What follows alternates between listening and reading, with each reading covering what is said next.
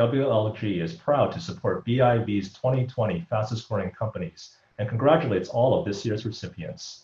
From regulatory hurdles to IP issues, we know that taking your business to the next level is often easier said than done. Visit our website to learn how we can help accelerate your growth wherever business takes you. Hi, my name is Marshall Birkin, Vice President, Products and Services at TELUS Business Solutions. Businesses big and small are looking for new ways to thrive in the future, and at TELUS, we're deeply committed to helping in every way we can. We pride ourselves on providing world-class service and support for the technology your business uses every day. The TELUS team is here for you, and we'd be happy to be part of your conversations and help you identify the right solutions for your organization. To learn more about how we can help you transform your business, visit telus.com/business. Welcome to BIV Today, the daily business news show from Business in Vancouver newspaper and BIV.com. I'm reporter Tyler Orton, and I think it's quite hard to believe that we are 6 months into this pandemic, and it really did cast a pall of uncertainty over the economy from the outset. But we have some new perspectives now, especially as we consider how one sector in particular is positioned in a unique way to change the economy. And with us today to dive into that, it is Jill Tipping. She's CEO of the BC Tech Association. Jill, thanks for joining us on the show. Thanks for having me, Tyler. Really appreciate it. So I remember you and we spoke pretty quickly from the outset of this pandemic. And as I said, there's a lot of uncertainty going on. But as you look back over the last 6 months, how has the tech sector really been navigating, kind of the ins and outs of this pandemic? As I think almost every day, it's kind of a new learning experience for what we have to deal with. Yeah, this has really been a roller coaster for everybody, right? And sometimes there's an impression that the tech sector was somehow immune from this challenge, and nothing could be further from the truth. I remember in the early weeks and months, I surveyed our members and found that 80% of tech companies had their revenues hit. Their revenues were down, and 30% of those were 50% of those were 30% or more down. So really a pretty significant impact. But despite that, what of course happens is people turn to their strengths, and our strengths are the ability to pivot and to react and to innovate. So tech companies have dug deep and adapted to remote working, but also finding ways to collaborate both online and in socially distanced, safe ways to keep their team spirit going and keep their innovation going as well as their efficiency. Probably the thing I've been proudest of is most of my members, when I say to them, what can I do to help you? What do you need at this time? What can I advocate for you? Their response is generally, what can we do to help?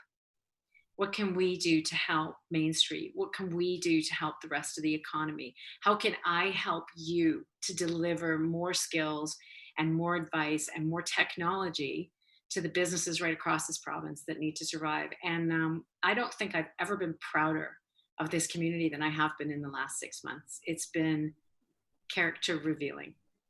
Well, no, your experience is very similar to mine, just covering it as I reach out to a lot of these businesses. But you're right, like a lot of companies had to deal with a lot of this economic uncertainty. There's one company, Thought Exchange. The CEO told me that in the first week, absolutely no revenue coming in. They had just raised millions of dollars. They thought that was the end of the company. Now business is actually doing quite well. So it is amazing to see, as you say, companies figuring out how to pivot, see what their strengths are. And a lot of them, they're focused on helping out kind of average Canadians. But I wonder, what can policymakers do right now to maybe help the tech sector kind of gain ground, or at least help us realize, how it can fit into the picture in ways some of those older industries might not be able to do? Yeah, I read a really great article in The Economist a couple months ago, and they said, it's almost impossible to have a crystal ball and look to the future beyond COVID and say, how is this going to impact things? But there are two things that we know for certain. And one is that technology and innovation are going to be more important to every country's economy than it was before. And the other is that we're starting to question the value of global supply chains versus local supply chains and local resiliency. And I would say that's what I've really seen come true in the last few months. And I think those are both trends that will continue and persist and be somewhat permanent. So the reason that matters is absolutely rightly, policymakers at the federal level, at the provincial level, have been focused on those most harmed and focused on dealing with the short-term pain, containing the wounds of those who are most hit by this pandemic. But now we're starting to turn the corner and say, okay, so we've done what we can to stem the losses. We've done what we can to put in place emergency reliefs. What can we now do to build jobs, to create jobs, to build an economy of the future that might even be better in some ways than what we had before? And what I'm seeing is unanimity, absolute consensus, both provincially and federally, that what this means is a central role for innovation and a central role for Canadian tech. So BC companies and Canadian companies helping other Canadian companies to thrive, be more sustainable, and be more resilient for future shocks like this. In order to do that, obviously you're going to have the talent needed to, manage that. I wonder what the talent kind of question is right now, though, especially when you see that, there's a lot of remote working. How does that actually work just from a practical perspective? If we want to be able to hire everyone from anywhere, is there even the need for kind of the centralized office, the way that we used to think of it? I think the role of the office is really going to change, but I don't think it's going to disappear.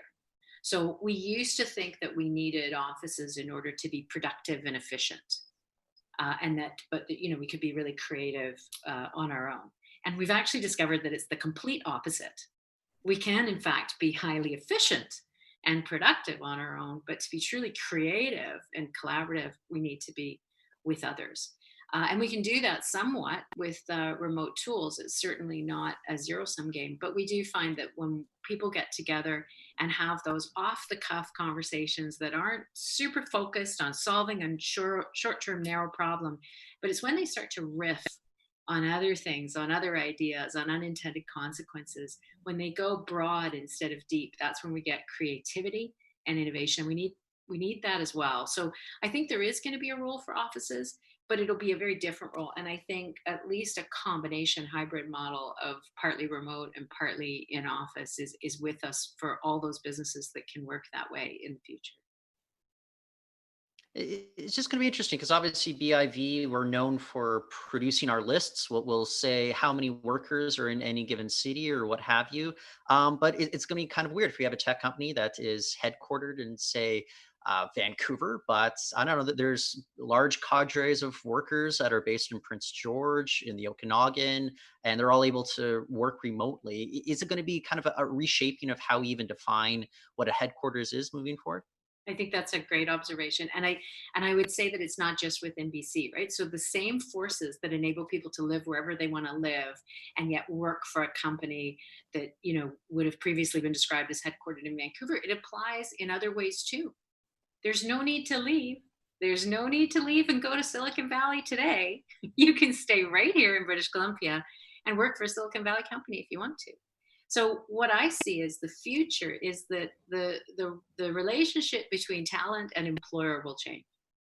And so talent will be in a position to base itself where it wants to be, where the lifestyle is conducive to the kind of life they want to live.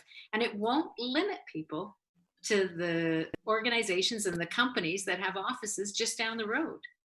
Because the ability to work remote means you can be in Prince George or you can be in Vancouver and you can be serving any kind of company. I'll throw this question out to you because it's something that I've been wondering about, though. But just in terms of competition, if Silicon Valley can hire from all over the world and people don't have to pay Silicon Valley home prices, do you see competition flattening out to a certain degree? Do you see it heightening? Where do we go from there? Especially if these BC-based companies want to be able to hire the best and the brightest. So I would say there's a flattening out in terms of the environment, right? So there's a flattening out in terms of you could be anywhere, but now the war for talent becomes even more important. So the future is all about skills, all about skills. It's important for us to have the right volume of people with deep technical expertise. It's also important that we find a way to reskill people who have been working in industries that have been disrupted and encourage them to come into the tech sector. And we've got some great programs going on to help do exactly that. But the other element of skilling is actually for those startups and those growth companies themselves. So we have to make sure that we're investing in providing those leaders, those leadership teams and those founders with the leadership training and the skills training that they need so that they can continue to grow their businesses. You know, you and I have talked before about how we have a tragedy in British Columbia that too many of our tech companies with brilliant products and huge potential, they just sell too early.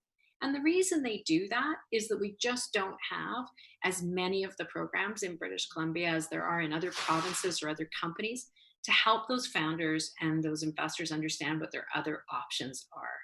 So the kinds of programs that the BC Tech Association provides in the Lower Mainland to help companies grow and export and scale, those are even more critical to the future. And so what we see is that in every part of Canada and every part of the globe, people are doubling down on their investment in their homegrown tech companies because none of us wants to be totally dependent on foreign companies, even from our favorite neighbor to the south.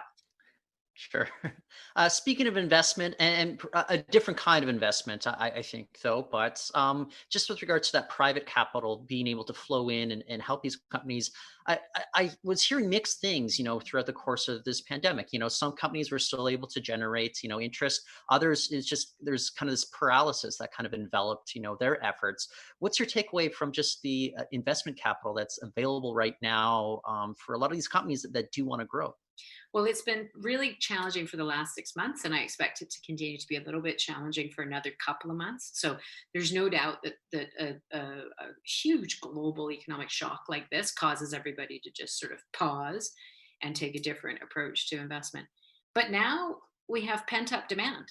Okay, so all of those investors are deploying pension capital and private capital on behalf of people who need to earn income for their retirement, right? That's what these sources of capital do, is they take your retirement funds and mine and they invest them in growth companies with growth opportunities.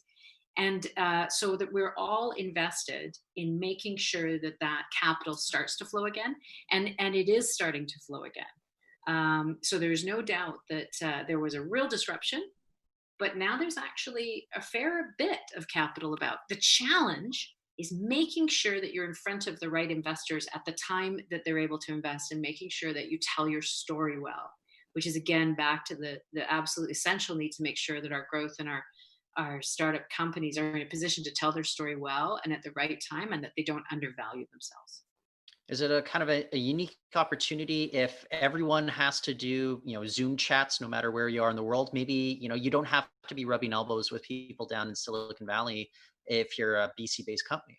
Yeah, that's true. Like when we're all remote, then it levels the playing field a little bit, right? I found that myself where when I'm talking with Ottawa, I can do so now on a daily basis, whereas I previously had to get on a plane and fly to Ottawa, whereas my Ontario colleagues could be there far more often. Nowadays, the playing field is a little bit equalized, and it's interesting to see how that's given a stronger voice to the West. I guess the last thing I want to touch on here, though, is the role for, green tech, clean technologies to really take off right now. I think there's a realization that with all the disruption going on, and I mean that in the very literal sense, but the disruption going on in the economy, that there's a chance for maybe for us to get much more serious about climate goals and investment coming in. But what's your takeaway with regards to how BC can kind of play a big role in the green tech and clean tech sector moving forward? So this is the big opportunity ahead for us. And I like to talk about clean tech. Before I joined BC Tech, I worked in the solar industry for many years. So clean tech is a combination of two things, though. It's a combination of investment in technologies that deliver clean energy on themselves, right? So solar, wind, hydro is a clean energy.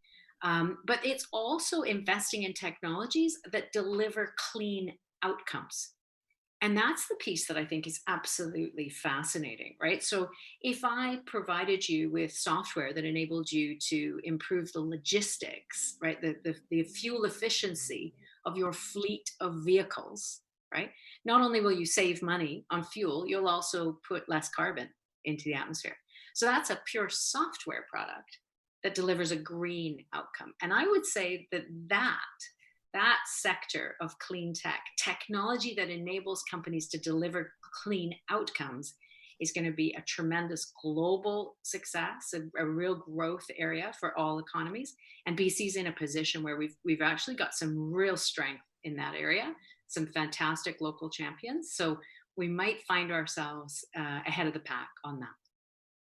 Yeah, the one that jumps out to me, just mostly because their office is only a few blocks from ours, but Clear Renewables, those are one of those guys that just kind of taking off there, and a lot of expansion into that. So I think it's just so cool, kind of the opportunities that are coming out of BC. It's an uncertain time for all the economy, but what's your overall, temperature take on the BC tech sector 6 months onward from the outset of this pandemic?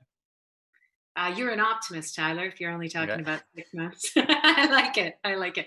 I would say we still face challenging times ahead. So the risks of underinvesting are actually way bigger than the risks of overinvesting. So we have to make sure that we make the right investments and we make them now, because I can tell you everywhere else in the world is making them. So if we don't invest, we'll be falling behind. But if we do, if we actually start to invest in BC's tech sector, to realize the potential that it actually has, which we've never really done.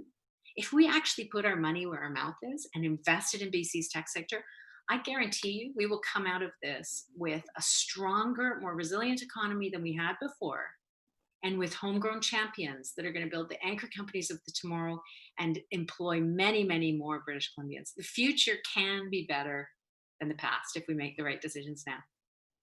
Oh, excellent. Jill, always a pleasure. I want to thank you once again for joining us on the show. Thanks so much for having me, Tyler. That's Jill Tipping, CEO of the BC Tech Association, and that is it for the show today. But go to biv.com for more stories and more from there. Otherwise, I'm Tyler Orton, and that's it for the show today.